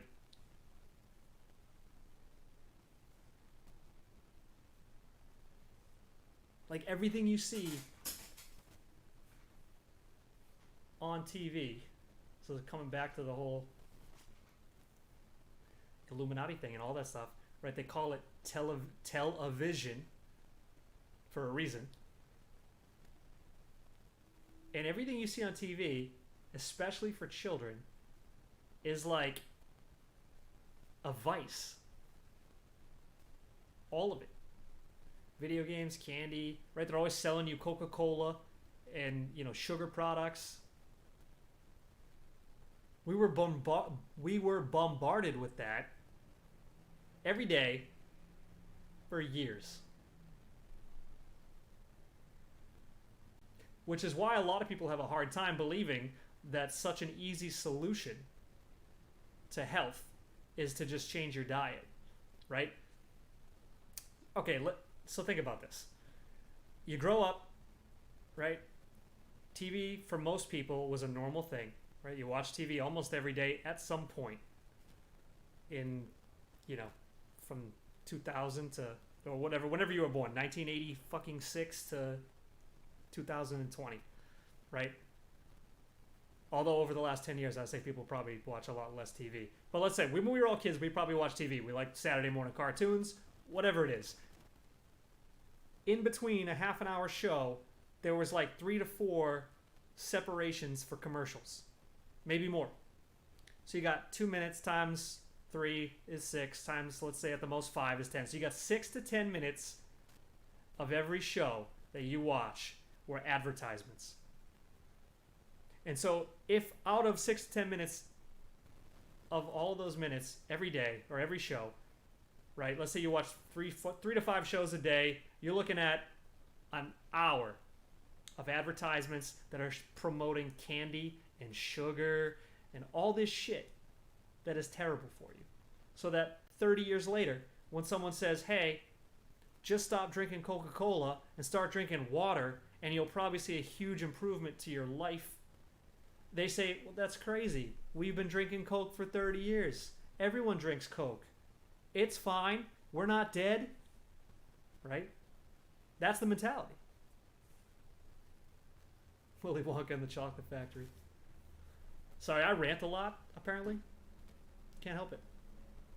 Sometimes we just need to rant. But that's why they call it tell-a-vision, right? So they're basically telling you what's going to happen. This is what you're going to do, right? And they call it TV programming, right? We're all being programmed in some way, shape, or form. I was. I am, you could argue. You could argue that I still am.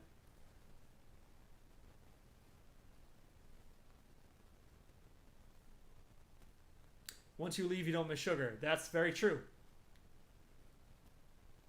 They're great. Dude, Frosted Flakes.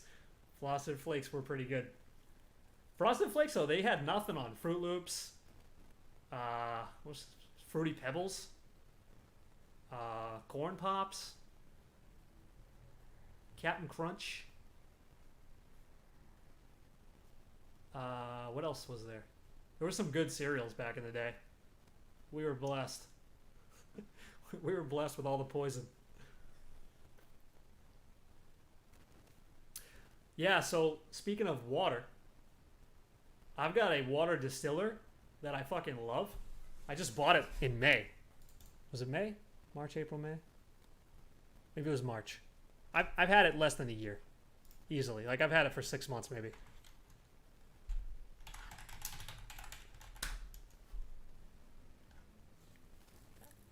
It was called... Fuck, what was that thing? H2O Labs. That's where I got it. So if you guys need good water, I've been a big fan of it so far. Cocoa Pops. But if you need good water, that's where I got my water distiller. It was like $200. And no, I think it was $250 maybe. But I did the math because we were spending like, I don't know, it's like $10+ a week on, maybe it wasn't that high. Maybe it was like $8 a week. I don't know. It was like somewhere between $6 and $10 a week on spring water, right? Because I don't drink from the tap and I don't even cook from the tap.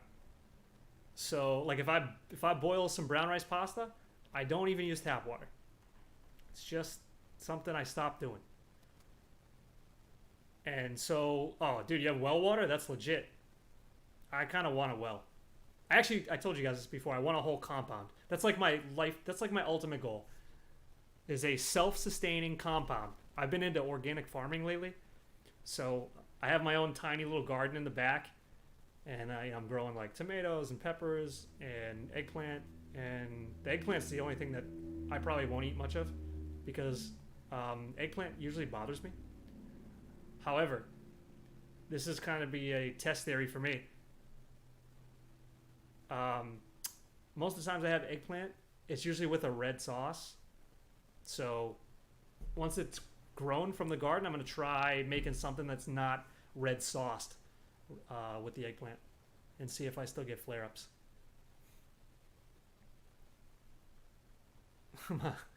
Yeah, our eyes were blessed with all the poison. But yeah, I love my water distiller. So it takes like 5 hours to distill a gallon of water.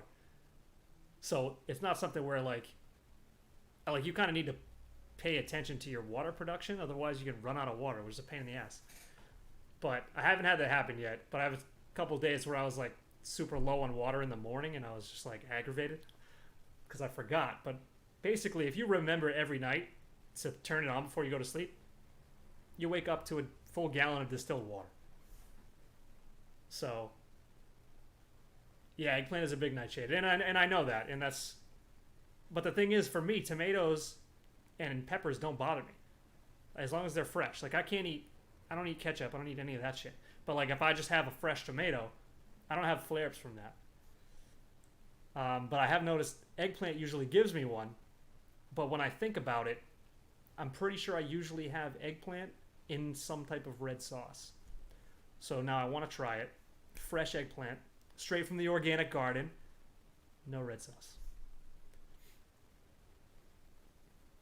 Well, yeah, so like eggplant parmesan or something, or eggplant, like usually if I have eggplant, it's in some type of Italian dish, which comes with red sauce.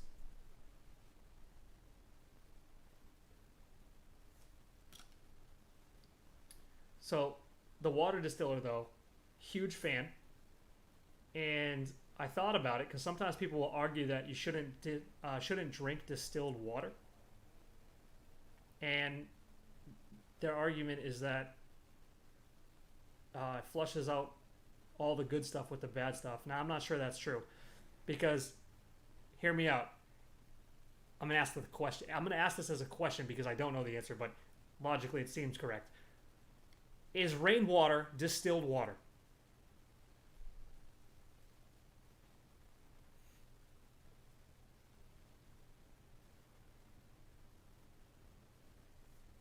Is rainwater distilled water?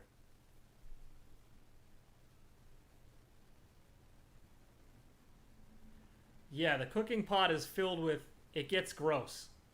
Not after one time, but you gotta clean that shit.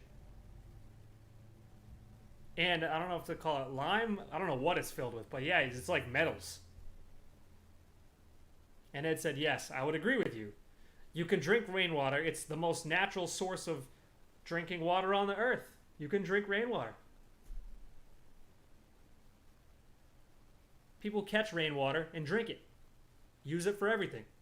So I don't think distilled water has or deserves the rap that people give it.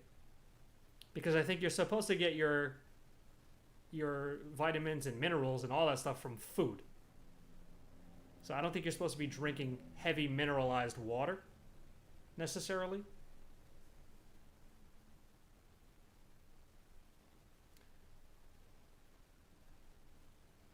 Yes, but there's a bunch of pollution in rainwater. Well, depends. I would agree with you probably, but it depends on where you're getting the rainwater. I mean, if you live in a major city, yeah, probably don't drink the rainwater. But I'm just talking about in general, rainwater should be is distilled. I mean, essentially, it goes into a vapor, it turns into a fucking cloud, and then it rains. So it's not carrying metals, it's not carrying any of that. To argue that it's carrying pollution, that's getting picked up on the way down. And if you're not in a place that's polluted, well, that's how it should be. We shouldn't be in places that are polluted, technically. Yeah, chemtrails are fucking getting out of control. But if that's the argument, I mean, that doesn't go away. It's not like if it lands in the lake, it's less polluted. That means everything's polluted. That means there's no way to get rid of pollution. All the water you drink, doesn't matter where it comes from, is falling from the sky at some point. So either you're drinking the pollution and the metals, or you're just drinking the pollution. I don't know.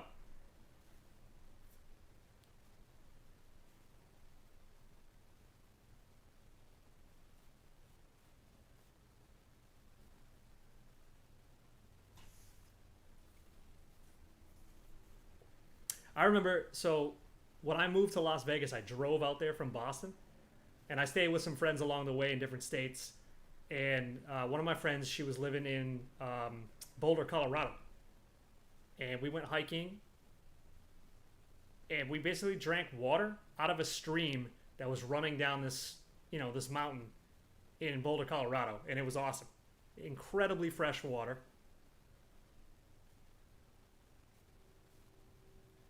Yeah, glyphosate is super poison, I agree. That's funny. The first girl I dated in Las Vegas, she was like all mad that I was, questioning glyphosate because her grandfather like invented it or something. Who knows? She could have been lying for all I know. Either way. Yes, glyphosate is super poisonous. Just a little tidbit about my life there.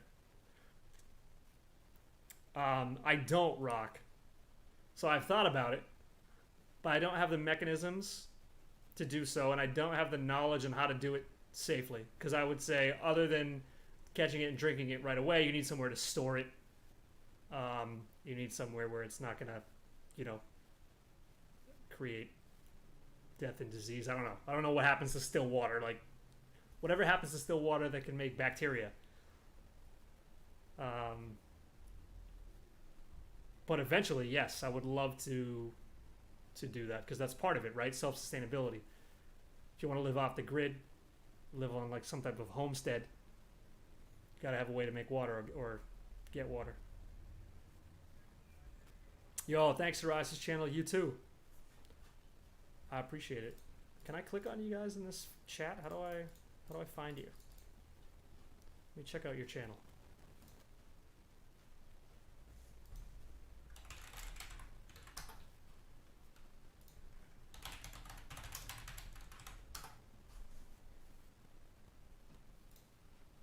Subscribe, brother. Let me check out what you got. Some geese fighting over some hens. Love it. Wait. Geese? Geese sleep with hens? How does that work? Yeah, I think we will too. I think we will too. Oh. All right, ladies and gentlemen. I appreciate you tuning in. It's 6:30. I gotta get going. Squad's probably looking for me. But yeah, if you guys got any questions or ideas on future streams, please let me know. I would be happy to consider any topics and information. Doesn't matter what it is. I don't even care. I just like chatting with you guys. And then somehow, some way, every topic always is connected to health in some way. So we can figure it out. But if you guys have specific questions or topics you want to hear me talk about, or want to ask me, or you want to talk about, do a dual one. I don't, get you on the stream. Just let me know. Otherwise, you guys have a good day. I appreciate you tuning in, and we'll talk to you soon.